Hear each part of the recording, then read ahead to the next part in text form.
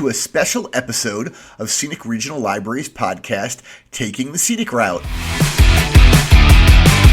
Each year, the library has a committee of about a dozen people from all over our three counties who meet and select our annual community read book. As we do with our community read every year, we give away 1,300 copies of the book we select.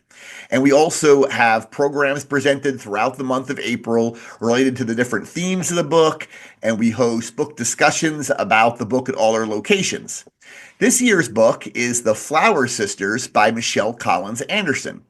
Michelle was born in St. Louis and grew up on a farm outside West Plains, Missouri. She graduated from the University of Missouri, go Tigers, with a journalism degree and spent the next 15 years as a copywriter in advertising and public relations at agencies in St. Louis, Denver, and Houston.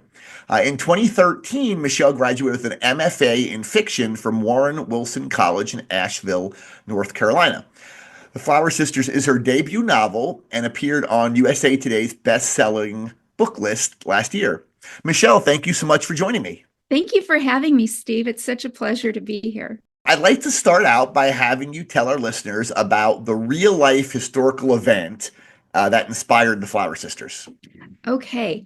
My novel, The Flower Sisters, is the book that I just knew I had to write when I found out about the West Plains Dance Hall explosion, which happened back in April of 1928.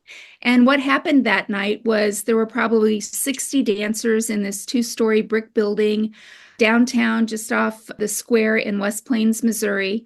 And it was a little after 11 o'clock, and the band was playing their last song before intermission when there was just a horrific explosion, and the building was destroyed alongside a couple others next to it, and 39 people died in the blast and 22 others were wounded. And what was so fascinating was they never discovered the cause of the blast.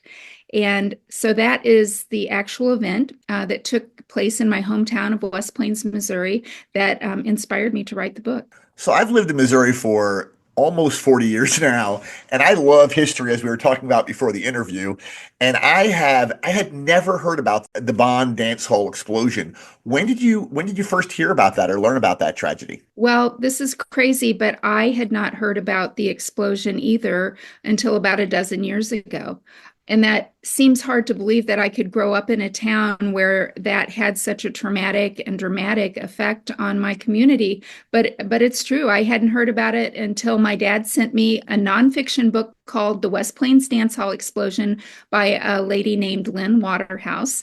Came out in, I think, 2011. But he mailed it to me when I was still living in Kansas City at the time. I was in the middle of my MFA program. And he said, "What do you think about this?" And I, of course, read it immediately. It's about 100-page book and lots of photos. And she had basically combined and compiled a lot of interviews from that time, articles, newspapers, not so many survivors because there weren't that many at that juncture, but, family interviews and things like that. And it was just a fascinating read. But of course, my overall feeling was, why didn't I know about this?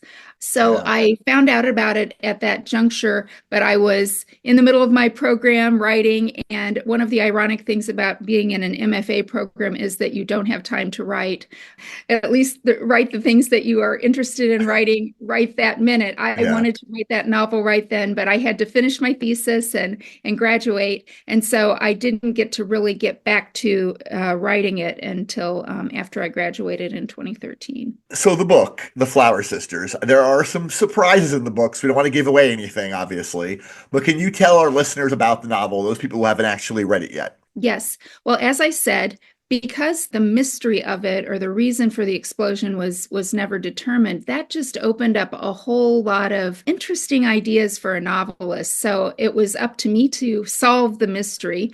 And I thought it would be fun for a young cub reporter, maybe a little newspaper intern, to start digging into the archives of West Plains, which I renamed in the book Possum Flats, Missouri, and find a little bit about about that event and want to dig further and find out more. And I thought it would be a great way to sort of bring that story from the past into a nearer present. And so my character, Daisy Flowers, is dumped unceremoniously one summer on the doorstep of her grandmother, Rose Flowers, the owner of the funeral home in town. She doesn't really know her grandma. Her mother, who's a hippie, and her grandmother are estranged, but her hippie mom has got a new boyfriend, and she's decided to just dump Daisy there in Possum Flats for the summer, head to California, and pick her up after the summer, supposedly. So Daisy is bored out of her gourd and kind of wrangles her way into a little bit of a newspaper job that summer. And that's when she uncovers this story of the dance hall explosion. And I don't want to give away too much, but just suffice it to say, by interviewing people and coming to find out the stories of the town, she learns a lot, not just about them and the dance hall explosion, but she learns a lot about herself and her family too. And there definitely are a couple twists and turns for sure that are pretty dramatic, I would say. So when did you begin researching and writing the book, The Flower Sisters? Well, as soon as I read the book by Lynn Waterhouse, even though I was in my master's program, I started looking into it further. I found some other good sources of information, including the West Plains Gazette, which was like a four-color giant magazine that we had back in the 70s that did a wonderful sort of retrospective on it. And just I immersed myself going down every Google rabbit hole that I could find, not just about the event, but also about the times, sort of what was the milieu, I guess, of that era in that kind of place. And it was so fascinating to me to have this event occur in the Bible Belt, because that was a big part of, I think, why it was a sort of a suppressed story, or a secret or closely held story in the town, was that there was a goodly portion of our community at that time that believed that dancing was a sin and that God didn't want people out dancing and drinking and carousing around. And so for those that were killed or had family members that were killed in the explosion, there was a bit of shame, I think, about that, and a worry that God had unleashed his wrath on these sinners. And so that was part of it. And also, it was sort of Prohibition era, so people weren't supposed to be drinking anyway. Oh, It was sure. also the beginning of the Jazz Age, and there was very much suspicion about this sort of dark music, this devil music that had snaked its way up from New Orleans and was sort of infiltrating the clubs everywhere. And anyway, there's just a lot of interesting things going on in that time that fascinated me, from the clothing to the cars to Prohibition, obviously, and yeah, So captured my we, so imagination. we, so funny thing is, after I read the book, which I read last summer, right after it was selected, we have a research database called newspapers.com. And I went in and I was reading those newspapers from West Plains at the time about the incident. And they would devote, I think, for probably several weeks after the explosion, they devoted the entire newspaper basically to giving biographies of the people who were killed, and front page. It was front page for multiple editions. I mean, it was like amazing information about the tragedy that I read through, obviously. Did you actually talk to Lynn Waterhouse, who wrote the nonfiction book, when you were doing your research? I didn't talk to her while I was writing the book. Okay. I sort of befriended her on Facebook. We became sort of Facebook buddies, and I told her what I was up to, and she was so supportive of my efforts. But I didn't really use her as a resource at the time. And actually, it made me a little bit nervous when I went back to West Plains, that I was afraid that, she might be in the audience and raise her hand and let me know what I Oh, got yeah. wrong. But honestly, she is just a wonderful human being, and she loved the book, and she said that I did a good job being true to the story, even though my characters were I fictionalized. bet that was a relief, probably. Yes, it It was. was. And we tried to get in touch with her to have her do some programming for us during the community read in April, and we weren't able to get in touch with her. So jumping back to the book, are there any characters in the novel that you based on actual people you knew in West Plains? Or maybe even, and of course, I did research myself. So some of these characters seemed a little familiar to me reading the newspapers. Was there anyone who you learned about while researching the actual Bond dance hall explosion that you used bits and pieces of for your characters? Yes, I that was a decision that I made early on. Even though I chose to go the fictionalized character route, I definitely wanted to have pieces of real lives and things that happened at that time and in that event just to give it authenticity, I guess. And so one of the very first decisions I made was for Rose Flowers, my protagonist, to be a female funeral home director. And there Yeah. actually was a female funeral home director in the explosion, and unfortunately she died in the blast. But when I saw her job and her age and all of that, I was just fascinated by that. The idea of a mortician at that time, Yeah, it was a so female unusual. owned business, I just thought that was very unusual, and I just knew that I could inhabit a character that would be interesting and fun to write. So that was a decision I made early on. Yeah, I was dying to ask you that question because when I was reading those newspapers, I saw about the female funeral home director, which was back then, as you said, so unusual, and so I had to know whether or not that was the connection between the character in the book and that. It's good to hear that was the case. And the coincidence was just too remote, I felt like. Yes. And Yes. I know that you also worked, like the character Daisy in the novel, you had worked as an intern at your local paper down in West Plains. How much of Daisy is you? Well, quite a bit, I would have to say. I'll have to confess that at least the things that Daisy did there at the paper, I did all of those things. Writing the obituaries, going out with my camera and taking pictures of Wow. deformed and strange vegetables or flowers. I spent many hours at the Howell County Fair taking pictures of prize beef cattle and feeder pigs and all of that kind of stuff.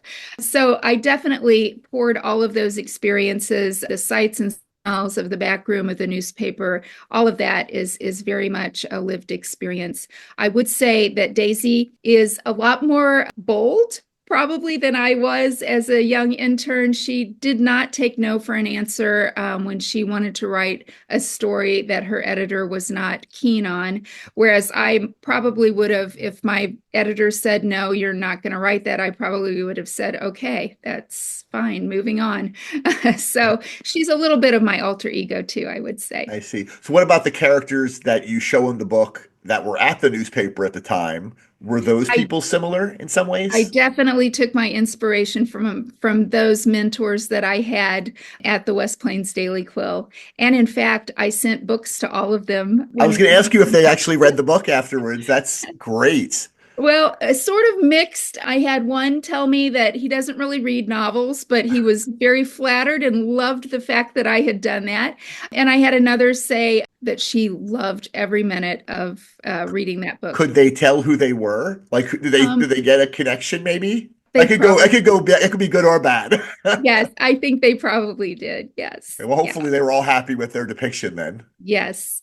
So one of the things I found fascinating about the book is how you had different characters narrate each chapter. Where did you get the idea to use that technique? Because I found that very, very interesting. I think part of it was I had just read a novel by Russell Banks called The Sweet Hereafter. And this book is about a school bus tragedy where a number of children die when a bus overturns. And it's in a little town and it really affects the town and the people around it. And that I think was in the back of my mind because it was also told in chapters, first person chapters with different characters delivering different pieces of the information.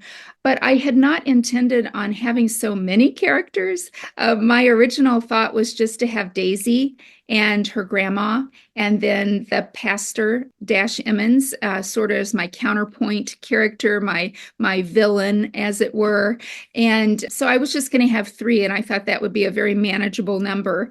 But as I started writing the book and Daisy started doing her interviews and finding out more about the characters in this community, it seemed like they just kept raising their hands and begging to have their say. So I ended up writing six first person point of view characters, which Yeah. was not easy, I'm going to say. I swore I would never do it again after this, but anyway, it was a lot of fun to let these characters sort of emerge and take over. I don't mean to jump back, but I know we talked about the how the funeral home director inspired one of your characters. Was there, and I didn't see this when I was doing my reading of the newspapers, but was the minister character based on someone loosely that you had ran across while doing research? No, I came up with Dash on my own, but as I was sort of alluding to, I needed that character that represented sort of that opposite viewpoint, that viewpoint which was not my viewpoint, but that God had punished these people for dancing on that Sure. Friday night. And so I needed to inhabit that sort of that character. Sure, that makes a lot of sense. So I've read a lot of history, just nonfiction books. That's my jam. However, for some reason, the books I enjoy always seem to be written by journalists. Like that, those are the history nonfiction books that I seem to enjoy the most. How did your work and training as a journalist do you think influence or positively influence the novel? I love that you said that because I kind of find myself drawn to books that way too. I think it's because journalists are taught how to tell a story, that they know how to organize stories in a way that you get the most important things, and they're good at details. They're good at researching and giving you those little bits that make a story come to life. And also, I think it's very important that you are a good editor. And I think nothing prepares you for editing like a journalism degree. Just knowing how to ruthlessly cut your own work down to the essence and make sure you're not giving anything extra or but giving all the things that you need to do to tell a good story. So I think all of those things sort of came into play, even though I'm writing fiction. Yeah. We were talking before the interview started about how you have an MFA in fiction. And I was asking you, you had already published several short stories prior to that. You're already kind of an acclaimed writer at that point. And then you began working on, as you said, this novel before you had your MFA. So can you explain how you feel like the MFA in fiction benefited your writing? Did it actually make you a better writer, or did you get it because of some other reason? That's a great question. I think for me personally, I already knew how to write, and maybe a lot of people going to MFA programs feel that they have some ability to write, but that wasn't why I chose to do it. I had been encouraged to get my MFA a number of times along the way by professors that I had, like in workshops, like little summer writing festivals and that sort of thing, and I was not convinced. But they really kept after me to do it. And what I came to was that deciding to get my MFA was saying to myself, I am a serious writer. I am serious about finishing this book and whatever can come next. And so that was maybe a commitment to myself that I needed to really take it seriously and spend and devote the time to it. Because when you're out there writing, no one is clamoring for your book. No one's saying, hey, when's that book going to be out? They Sure. know life is just going on. You're driving your kids to soccer, you're doing all the things, and it's very easy for your time to write to get lost in that shuffle. So for me, it was really about a commitment to myself and to my writing and to really make it happen. And also, I would say I made a lot of wonderful connections of mentors and fellow writers that has stood me in good stead since my graduation. Just I have a good group of what I would call beta readers, people I can send my work to and have them critique it and make it better before it even goes to an editor or an agent or anything like that. So it's been great for me, but I don't think it is a necessary degree for someone who wants to write a novel. So You you can think definitely so do you it. think it gave you confidence to be able to like move forward with an actual novel, a full novel? Yes, I think so. I think so. Yeah. Yeah. So, and do you think once you got the degree, do you think when agents and publishers saw that on your resume, do you think that helped? Actually, my agent did say it helped me in my case with Kensington. She said to my editor, it said that I was a person who could take critique. I knew how to edit, I knew how to rewrite, and I knew how to make a deadline. And those are all very important things, sort of intangibles that really do come into play when you're in the actual business of getting a book out. I think the deadline aspect that also goes to journalism as well. I think a lot of journalists are able to put out, you see so many journalists write so many books, it seems like. I think because they're so used to that pressure of deadlines that they can produce under that pressure. I absolutely agree. Every writer needs a good, firm deadline, whether we like it or not. Yeah. So there are many different ways to construct a novel, as you know, of course, with your MFA in fiction. And I know that some authors talk about how they outline their plot from beginning to end. That's certainly the way I would do it if I ever wrote a novel. You have to have everything lined out in advance. While some of them, which I don't know how this works, but they'll create very robust characters and then kind of have those characters lead them through the plot. And of course, there's a lot of variations in between, of course, too. What approach do you take toward establishing your plot? I would say sort of a hybrid, that's probably the waffly answer, but in my case it was really true because I did have the actual event of what had happened, and that was a wonderful sort of hanger or skeleton to hang all the rest of the story on. So Yeah. I did have that natural, already written for me sort of plot, but how to make it come about, you know, there's a million ways. And like I said, I started with these three characters, and I'm a perfectionist by nature, so short stories had been a really good medium for me because they were small and I could just keep writing and polishing this small thing. But I had to promise myself when I was writing a novel that I would not do that, that I would have to just keep going forward, even though my natural tendency would be to go backward and try to make everything beautiful right from the That beginning. can bog things down for sure. Yeah, I knew I would never get done. So my approach in this book was with my three characters, I would just start writing in their voice and just sort of start writing the story. And I had these very long ribbons of character stories, and I would just write as far as I could on a day and then come back and get in someone else's head the next day. And then at the end, like I said, I ended up with these six of these ribbons, and I had to sort of cut them apart and put them together in an order that made sense and cut out, edit a lot of redundancy because they all did experience the same event. I didn't want to be boring to the reader and kind of retread a lot of the same material. So who was the best person to tell this bit of information? Anyway, so it was a lot of editing at the end. And no, I didn't know how my book was going to end. So I kind of let my characters lead. Wow, that's surprising to I hear, know. really.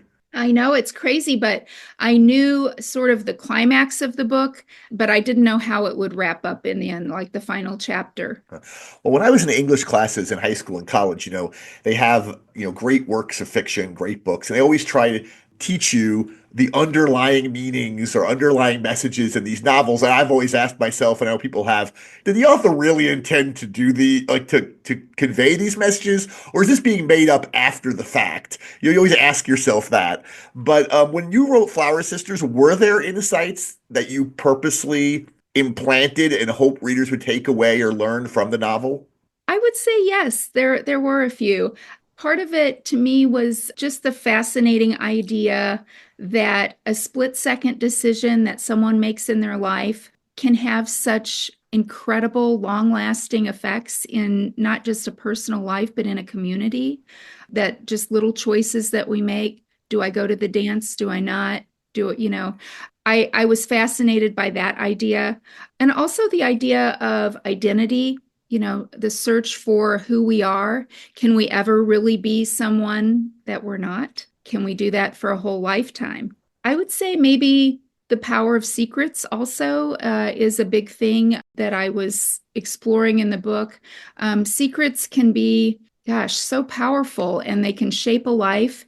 And by not sharing them, it can really hurt. It can really hurt not just you, but maybe people that come after you. And when the truth comes out, can it heal? Can it heal a community to start talking about the things that were so painful in the past, and maybe put some of those old ghosts to rest? So all of those were sort of thoughts in my mind as I did it, but mostly I just wanted to tell a story. So since you wrote the book, since it's been published, has anyone from West Plains contacted you with family stories or theories about what really happened at the Bond dance hall that night? I have had a number of people reach out just because they enjoyed revisiting that, or like they knew it was a little piece of their family lore and wanting to share a little about that. I think probably some of the most interesting things that happened since the book was published was at on my book tour. I did go to a few places like Springfield and West Plains, of course. And in the book line afterwards, I did have people share little tidbits of, their Wow. grandparents were supposed to go to the dance that night, but Wow. somebody was sick, so the couple didn't go, and their best friends, died in the blast. And, little, I mean, things like that. In Colombia, I had a friend whose mom came with her that night. Her parents were supposed to go to the dance, but at the last minute didn't. And I just thought to myself, wow, I might not have my friend Amy if her Yeah. mom's parents had gone to the dance that night. Just little things like that. Just I found that very fascinating. It's very creepy. It's like people who had a ticket one of the 9/11 airplanes and then cancel at the last minute. I mean, it's amazing, like you said earlier about your takeaway or your the lessons you were trying to convey from the book about how these like split second little decisions, which at the time seem minor, end up having a huge impact on someone's life. So, do you have a theory about what happened that night? What the cause of the Well, explosion was? Well, of course, I have one that I fictionalized in the Flower Sure. Sisters, but there were a number of theories that were floating around about what really happened that night. A lot of them center on the fact that the dance hall, like I said, was a two-story building, so the dancing actually took place on the second floor, and beneath the dance hall, there was like an automotive shop, a repair slash sales shop. So there were a lot of fumes down there. They considered maybe spontaneous combustion of some built up fumes or something else related to that industry. Also, there was a theory that the owner of the garage was in financial trouble and may have done it for insurance purposes, but I think that was disproven just because he also died in the blast. So that would have been a Yeah. very poorly executed insurance Yeah. scheme. Yeah. Um, there were a number of other theories. One of the other interesting books written about this event is called The Maid's Version by Daniel Woodrell. He's also an Ozarks writer. He didn't grow up in West Plains. He was sort of an army brat, but he's lived around that area for many, many years. And he in his book purports to know the actual cause of the blast because he knew someone, the maid, and she worked in a lot of the houses, the well-to-do houses of West Plains at that time. So she worked in these well-to-do houses and knew all the gossip. And she said that she knew what really happened that night. But he didn't tell you. It's in the book. It's in his book. It's in Okay. his it's in And what's the his book. title of his book? It's called The Maid's Version. The Maid's Version. And Mhm. I assume that's fiction as well, though. Yes, it's a novel that came out in 2012, I believe. And honestly, it almost derailed me from writing my novel. When he came out Really? with his book, I almost gave up right then because I was just in the beginning stages of writing my novel. And Daniel Woodrell is a very well-known Ozarks author. He wrote Winter's Bone, Oh, among sure. other things. And so I was not sure how my book could actually compete. But again, back to the MFA, my advisor and friends from that program said, look, Michelle, you're not Daniel Woodrell. You would never write the same book as him. And you just got to get your butt in your chair and finish that book. And so I did. And I'm not sure if I would have without that encouragement. obviously there are many, many, many fiction books written based on same types of historical events. That happens all the time. So I don't think two novels on the same historical event is excess by any means. By any I means. know, but it's such a strange little story It that, is. such a small little story from an unusual source, I guess, that I felt like, oh gosh, I don't know if I can do this. But I didn't read his book because although I'm a huge fan of his and have read pretty much everything he's written, I didn't want to influence my novel, but I did go ahead and read it this past spring. I felt like it was safe to do that now, and I really enjoyed it. And it is, as my advisor said, it is not the same book at all. Sure. And the theories, while they're interestingly have some cross pollination, I would say, just because they're based in fact, are very different. So, and the tone is very I different. wonder if he's read your book. I don't Have know. you ever met him? Oh, that's a great question. Have you ever met him? I have met Oh, him. okay. I had him sign a book for me many years ago. I used to serve on the board of the Missouri Review, which is the literary book that comes out of the University of Missouri. And so he was in doing a reading, and I had him sign something for me. The Missouri Review was really probably the place that gave him his biggest platform, that got his career launched when he was writing his book, I think Ride with the Devil. Sure. So, anyway, yes, I've met him. I've heard that you're writing your next novel, so which is also historical fiction. What can you tell us about that book? Well, I would say I'm very excited about it because I got to stay in my same little area of the Ozarks. But this book is about Prohibition era Missouri, the Ozark Mountains, and moonshining. It's called The Moonshine Women, and it's about three sisters who are forced to take over the family business when tragedy strikes. And I would say it's less of a mystery than the Flower Sisters and more of an adventure, a family saga. These very strong women. I love to write about strong I was women. just going to say that Um, more strong female characters. I That's a good love trend to have. Yes, I love strong women. And these women really have their work cut out for them to try and survive during not just Prohibition era, but, Depression era Missouri. And their adventures take them all the way down to Hot Springs, Arkansas, which was called at that time the loose buckle on the Bible Belt for very good reason. So this book was very fun to research and write as well. And it will come out this fall. Wow, that's great news. Thank you. Well, thank you so much for joining me, Michelle. People can pick up their free copy of The Flower Sisters beginning on Monday, March 24th at all 9 of our locations, as well as the library at East Central College and the Washington Public Library. You can also find out all the programming we have throughout April, which is all related to the themes of the book, by visiting thiscommunityreads.org. Michelle will be visiting our Warrenton branch, which is very exciting, on which you've visited before, correct? Yes, yes. I was there on my book tour originally. So you'll be visiting Warrenton again on April 28th at 6 p.m. for those people who missed her the first time. And I'm sure there are many who did because Warrenton is always a packed house up there for their events.